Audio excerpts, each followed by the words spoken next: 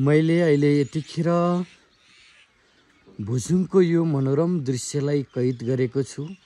अहिले बिहानको 6 बजेको छ।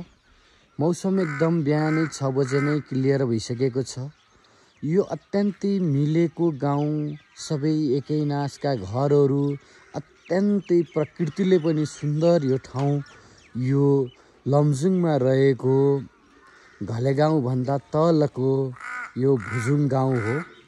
करिब बेसी सहरबाट 2 घण्टाको यात्रा गरिसकेपछि हामी घलेगाउँ आइपुग्छौँ र घलेगाउँबाटको आधा घण्टाको यात्रा गरिसकेपछि हामी भुजुङ आइपुग्छौँ।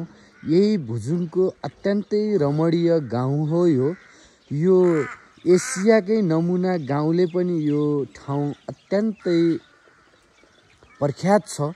यो एकचोटि लमजुङ आएको बेलामा यो घलेगाउँ आउनै पर्ने र घुम्नै पर्ने ठाउँ रहेको हुनाले यहाँहरूले पनि यो भिडियो हेरिसकेपछि एकचोटि लमजुङ आएको बेलामा यो घलेगाउँको अत्यन्तै रमणीय वातावरणमा आउन नभुल्नुहोला। यहाँको आफ्नै कला संस्कृति, यहाँको आफ्नै रीतिरिवाज रहेको हुनाले यहाँ बस्नको खानको लागि पनि राम्रो व्यवस्था र सबै घरहरूमा होमस्टे रहेको हुनाले यो अत्यन्तै रमणीय ठाउँ पनि हो।